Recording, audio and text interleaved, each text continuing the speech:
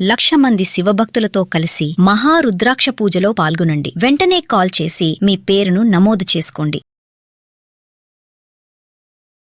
Suman TV ప్రేక్షకులకు నమస్కారం. నేను మీ అనలిస్టు మందరి కృష్ణారెడ్డిని మాట్లాడుతున్నాను. తమిళనాడులో విజయ్ ముఖ్యమంత్రిగా ఎన్నికైన తర్వాత, అధికారం చేపట్టిన తర్వాత అనేక రకాల మంచి సంస్కరణలు తీసుకొచ్చాడు.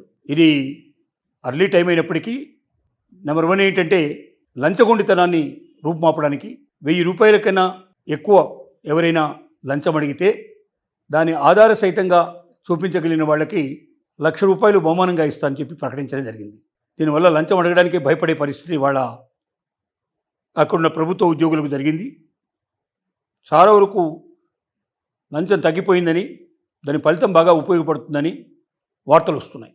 నెంబర్ 2 ఏమిటంటే 3 ఐపీఎస్ ఆఫీసర్లు కోయంబత్తూరు లోపల 10 ఏళ్ల బాలిక మీద జరిగినటువంటి దౌష్టాన్ని సంబంధించిన విషయాలు చెప్పడానికి ప్రెస్ కాన్ఫరెన్స్ పెట్టి జోకులు వేసుకుంటూ నవ్వుకుంటూ చాలా అసహ్యంగా ప్రవర్తించడం జరిగింది. వాళ్ళని వెంటనే సస్పెన్షన్ ఆర్డర్ ఇచ్చాడు. నెంబర్ 3 ఏంటంటే అమ్మా క్యాంటీన్లు జయలలిత గారు ఉన్నప్పుడు ముఖ్యమంత్రిగా ఆవిడ 600కు పైగా అమ్మ క్యాంటీన్లు ఏర్పాటు చేయడం జరిగింది తమిళనాడులో. ఆ అమ్మ క్యాంటీన్లని ఇంతకుముందు వచ్చిన డిఎంకే ప్రభుత్వం కూడా, స్టాలిన్ కూడా దాన్ని కంటిన్యూ చేశాడు. కానీ దాంట్లో ఏం మార్పులు చేర్పులు తీసుకురాలేదు. ఇప్పుడు విజయ్ తీసుకున్న నిర్ణయం ఏమిటంటే ఈ క్యాంటీన్లన్నింటినీ మోడరేట్ చేయండి, పాత ఫర్నిచర్ అంతా మార్చేసేయండి, అలాగే ఐటమ్స్ పెంచండి, తర్వాత కుర్చీలు కూర్చోవడానికి కుర్చీలు అట్లాంటివన్నీ అరేంజ్ చేయండి, కస్టమర్స్కి ప్రజలకు ఎక్కువగా సౌలభ్యాలు కల్పించండి, కొత్తగా పెయింట్స్ వేయించండి.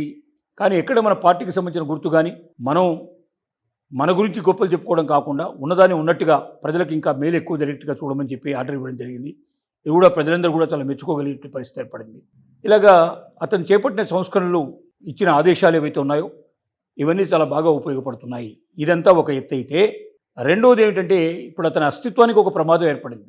ఏమిటా ప్రమాదం అంటే 108 సీట్లు మొత్తం టోటల్గా టీవీకే పార్టీ గెలవడం జరిగింది, విజయ్కి సంబంధించిన పార్టీ. దాంట్లో ఒక సీటు విజయ్ 2 చోట్ల నుంచి ఎన్నికైపడ్డాడు కాబట్టి తిరుచు సీటు అతను వదులుకోవడం జరిగింది. తద్వారా 107 సీట్లు మాత్రమే ఉండడం ప్రస్తుతానికి అతని సొంతం పార్టీకి సంబంధించినవి. మెజార్టీ నిరూపించుకోవాలంటే మొత్తం 118 సీట్లు ఉండాలి అనేది అసెంబ్లీలో జరగాల్సిన పరిస్థితి. ఆ 118 సీట్లకు గాను తక్కువైనటువంటి 11 సీట్లు, 5 సీట్లు కాంగ్రెస్ గవర్నమెంటు, కాంగ్రెసు వాళ్ళు ఇచ్చినటువంటి సభ్యులు 5 సభ్యులు, అలాగే లెఫ్ట్ పార్టీలో ఒక 4 సభ్యులు 9 మంది, పిసికే అయినటువంటి ఇంకో పార్టీ 11 మంది సపోర్ట్ ఇచ్చారు. ఇది కాకుండా అనూహ్యంగా అనుకోకుండా అన్నాడీఎంకే వాళ్ళు 30 మంది సుమారుగా అన్నాడీఎంకే నుంచి విడిపోయి బయటకు వచ్చి రెబల్ పార్టీ కింద వాళ్ళు ప్రత్యేకంగా విజయ్ని సపోర్ట్ చేశారు. సో బ్రహ్మాండమైన మెజార్టీ ఉంది. ఇంకా 5 ఏళ్ళు నిశ్చింతగా పరిపాలన చేపట్టవచ్చు అని చెప్పి విజయ్ భావించాడు, ప్రజలందరూ భావించారు. కానీ నిన్న మొన్న జరిగిన సంఘటనల వల్ల ఆ 30 మందిలో 4 రెబల్సు రిజైన్ చేయడం జరిగింది. ఆల్రెడీ స్పీకర్ని కలిసి వాళ్ళకి రిజిగ్నేషన్ పత్రాలు సమర్పించారు. మిగిలిన వాళ్ళందరూ కూడా తిరిగి అన్నాడీఎంకే పళనిస్వామి దగ్గరికి గూటికి వెళ్ళిపోయి మేమేమీ వ్యతిరేకంగా లేవు, మేము అనుకూలంగానే ఉన్నాం, మనందరం కలిసి ఏఐడీఎంకేని మనం మళ్ళీ డెవలప్ చేసుకుందాం అని చెప్పి నిర్ణయానికి వచ్చారు. ఇప్పుడు ఆ 30 మంది కూడా సపోర్ట్ చేయడం వల్ల బ్రహ్మాండమైన మెజార్టీ కనిపించినటువంటి విజయ్కి ఆ 30 మందిలో 4 మాత్రమే ఇక్కడ రిజిగ్నేషన్ యాక్సెప్ట్ చేసినట్టయితే వాళ్ళు టీవీకే పార్టీ తరఫున పోటీ చేసుకెళ్ళడానికి సిద్ధంగా ఉన్నారు. అంటే ఇప్పటిదాకా ఇతర పార్టీల మీదనే ఆధారపడి ఉన్నటువంటి టీవీకేకి, అంటే విజయ్కి ఈ 30 మంది పోవడం అనేది, 30లో 26 మంది అటువైపు వెళ్ళిపోవడంతో మళ్ళీ ఒకేసారి ఇక్కడ గొంగళి అక్కడే వేసినట్టు అయిపోయింది.